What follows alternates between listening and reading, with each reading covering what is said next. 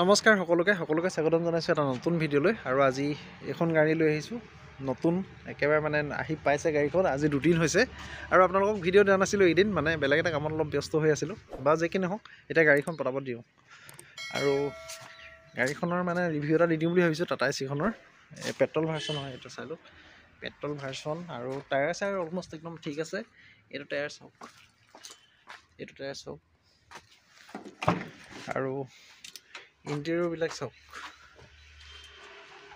একদম ধুনীয়া হৈ আছে ইণ্টেৰিয়ৰ। গাড়ীখনৰ ক'তো একো ইছ্যু নাই, একদম ধুনীয়া হৈ আছে। মানে আপোনালোকৰ গোটেই ছিষ্টেম অ'কে আছে, গিয়েৰ লিভাৰ চিয়েৰ লিভাৰ একদম স্মুথ, পূৰা নতুন হৈ আছে গাড়ীখন। চিল টিলবিলাক লাগিয়ে আছে গোটেইখিনি বস্তু, আৰু ইঞ্জিন আৰু গিয়াৰ বক্স গোটেইখিনি চিল আছে। আৰু গাড়ীখন একদম ধুনীয়াকৈ মই ডিটেইলত দেখাই দিছোঁ আপোনালোকক। চব বুকিং আছে, যিমানখিনি বস্তু আছে চব বুকিং আছে। আৰু এইফালে বডিটো অলপ বনোৱা আছে, বডি এইবিলাক বনোৱা আছে। তাৰপিছত এইফালে বডিটোতো এইটো গম পাইছে, একদম অৰিজিনেল বডি। আৰু এইটো স্পেয়াৰ টায়াৰ হয়। আৰু তলৰ গ্ৰাউণ্ডটো চাই লওক আপোনালোকে, গ্ৰাউণ্ডত ক'তো একো ইছ্যু নাই।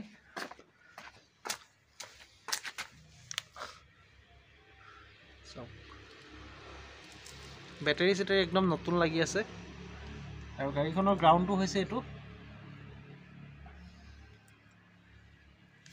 মানে একদম খুব ধুনীয়া কণ্ডিশ্যনত আছে। আৰু গাড়ীখনৰ দাম আছিলে 4,10,000 টকা, কিন্তু ডিছকাউণ্ট কৰি দিয়া হৈছে।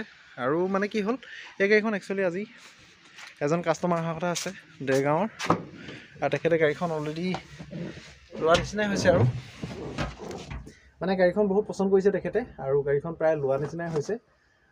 আজি চাই লওঁ কি হয়, বুকিং হয়নে নহয়। বুকিং দিমেই বুলি কৈছে, আৰু যদি বুকিং দিয়ে তেতিয়া হৈ যাব, আৰু যদি বুকিং নিদিয়ে তেতিয়া আপোনালোকে পাব।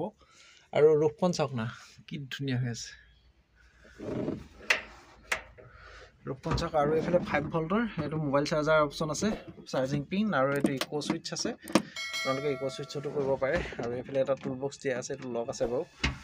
বাকী আপোনালোকৰ এইবিলাক একো কৰাৰ কোনো প্ৰয়োজন নাই। আৰু এইবিলাক মেটো পৰি আছে ইয়াতে। গাড়ীখন খালি অকণমান এইবিলাক ধূলি চুলি লাগি আছে, ধূলিখিনি লাগি আছে। বাকী আপুনি জেক লিভাৰ গিয়াৰ লিভাৰ গোটেইখিনি বস্তু পাই যাব ইয়াতে। বাকী কৰিব লগা কাম গাড়ীখনত একো নাই। আৰু গাড়ীখন আহি যাব প্ৰায় 3,80,000 টকা। মই কৈ দিছোঁ বাৰু আপোনালোকক, গোলাঘাট RP মটৰ্ছতে আছে গাড়ীখন। গতিকে আপোনালোকে যদি চাব পাৰিব, খুব ধুনীয়া হৈ আছে গাড়ীখন। যদি মানে তেখেতে বুকিং নিদিয়ে তেতিয়াহে চাব পাৰিব, আৰু যদি বুকিং দি দিয়ে তেতিয়া আপোনালোকেতো নাপাব গাড়ীখন।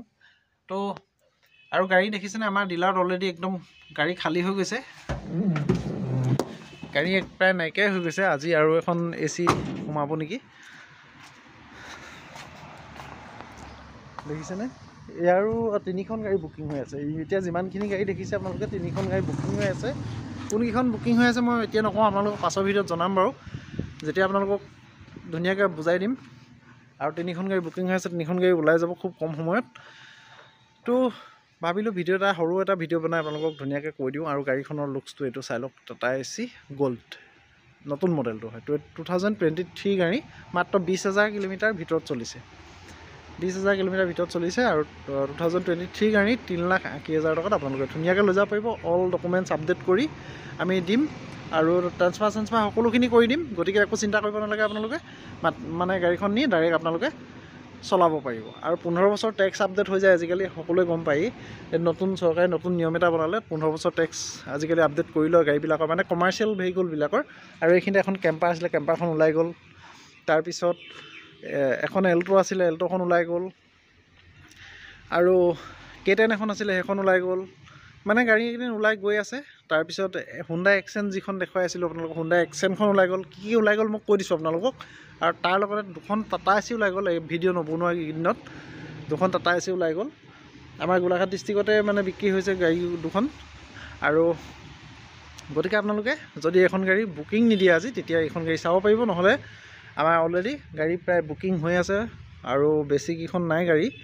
আৰু এতিয়া আজি হয়তো আৰু 2-এখন গাড়ী আহি সোমাবহি। গতিকে আপোনালোকে ভিডিঅ'বিলাক চাই থাকিব, আৰু চেনেলটো ছাবস্ক্ৰাইব কৰি ল'ব।